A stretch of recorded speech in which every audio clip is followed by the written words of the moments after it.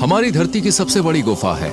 ये गुफा इतनी विशाल है कि इसमें अपना खुद का पूरा इकोसिस्टम है, यानी इसका अपना मौसम है। सैकड़ों मीटर नीचे जैसे आमतौर पर आसमान में बादल बनते हैं, वैसे ही बादल इस गुफा के अंदर भी बनते हैं। सॉनडोंग गुफा के अंदर धरती की सतह से गहराई में एक अनछुआ पुराना रेन फॉरेस्ट और एक विशाल अंडरग्राउंड नदी भी है। दोस्तों, यहाँ ट्रांसपेरेंट मछलियों से लेकर रंग बिरंगे बंदरों तक 250 से ज्यादा अनोखे पेड़ पौधे और जानवरों की प्रजातियां पाई जाती हैं। हाल ही में यहाँ 7 नए जीवों की खोज हुई है जो सिर्फ इसी गुफा में मिलते हैं। ये गुफा 9 किलोमीटर लंबी है और इसका कुल आकार 38.5 मिलियन क्यूबिक मीटर का है। इसकी पैसेजेस इतनी बड़ी है कि इनके अंदर एक 40 मंजिला इमारत भी समा सकती है। यहाँ के विशाल स्टेलेग्माइट्स प्राचीन शहरों के टावरों की तरह ऊपर उठे हुए हैं। इस गुफा के अंदर चलते हुए इंसान खुद को एक छोटे से कीड़े जितना महसूस करता है। क्या कोई पत्थर खुद ब खुद हिल सकता है? सॉनडोंग में ऐसा होता है। यहाँ फाइटोकास्ट चट्टानें पाई जाती हैं जो ऑर्गेनिज्म जैसी लगती हैं और सूरज की रोशनी की ओर धीरे धीरे बढ़ती हैं। इसके अलावा यहाँ रेयर गुफा की मोती और कई अनोखी फॉर्मेशंस भी मिलती हैं। करीब 30 लाख साल पहले बनी ये गुफा दुनिया के लिए पूरी तरह से अनजान थी। किसी को इसके बारे में जानकारी नहीं थी जब तक कि वियतनाम में 2009 में इसके बारे में पता नहीं लगाया गया।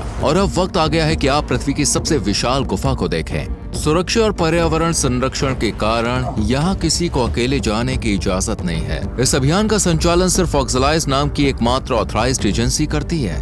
सॉनडोंग तक पहुंचने के लिए हमने 9 घंटे जंगल में ट्रैक किया और अब हमें इन गुफा से गुजरना होगा जो दुनिया की तीसरी सबसे बड़ी गुफा है। ये गुफा दुनिया की सबसे बड़ी गुफा सॉनडोंग का गेटवे मानी जाती है। दोस्तों, इस सफर के लिए पूरी तरह तैयार होना बहुत जरूरी था, इसलिए निकलने से पहले हमने सॉनडोंग और उसके आसपास के इलाके के बारे में इंटरनेट पर गहराई से रिसर्च की ताकि हमें हर जरूरी जानकारी पहले से मिल जाए। अब हम गुफा के अंदर बने बीच की तरफ बढ़ रहे हैं। सदियों से पास की नदियों का पानी धीरे धीरे इस गुफा को काटता है और आकार देता रहा है। इस गुफा की छत 145 मीटर ऊंची है और इसकी चौड़ाई 200 मीटर है। बाहर के मौसम में एक खाली जगह पूरी तरह से देखिए पानी में डूब जाती है। हाँ, वाकई में सच में वो जो ऊपर बास्केट अटकी हुई है उससे अंदाजा लगा सकते हो कि पानी का लेवल कितना ऊंचा चला जाता होगा। हमारे सामने एक शानदार झील थी और उसमें छलांग लगाने से खुद को रोक पाना नामुमकिन था। जैसे ही शाम ढलती है, गुफा के अंदर सिर्फ चिड़ियों की आवाज गूंजने लगती है। इन पक्षियों की टांगें बहुत छोटी और कमजोर होती हैं, इसलिए ये जमीन से उड़ान नहीं भर सकते। इन्हें उड़ने के लिए ऊंचाई से कूदना पड़ता है। अगर ये कभी जमीन पर फंस गए तो इनकी मौत तय होती है। ये चिड़िया अनलकी थी और बस अपनी मौत का इंतजार कर रही थी। जैसे ही सूरज निकला, हम सॉनडोंग की ओर बढ़ने के लिए तैयार हो गए। अगर इन गुफा को एक छोटा मोहल्ला माना जाए तो सॉनडोंग एक विशाल शहर की तरह है। अब हमें अंधेरे की ओर जाना है।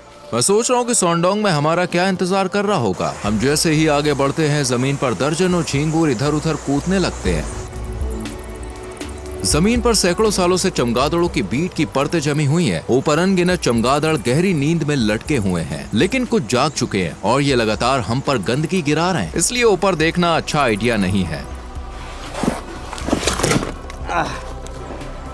देखो मेरे हाथ का हाथ। हम ऐसे चट्टानी रास्तों से गुजर रहे हैं जो ट्रेवर्टीन जैसी दिखती है। लाइमस्टोन से बनी सीढ़ियां हमें सॉनडोंग की ओर जाने वाले रास्ते तक ले जाती हैं। वाह, यहाँ का नजारा कमाल है। दोनों तरफ से पानी नीचे गिरता हुआ दिख रहा है। इन गुफा ने हमें जंगल के बीच एक रात के लिए पनाह दी, लेकिन अब वक्त आ गया कि हम सॉनडोंग से मिलें। ये मेरी ओर आने की कोशिश कर रहा है। तुम जानते हो, ये मेरी ओर बढ़ रहा है। इसे पता है कि किससे चिपकना है।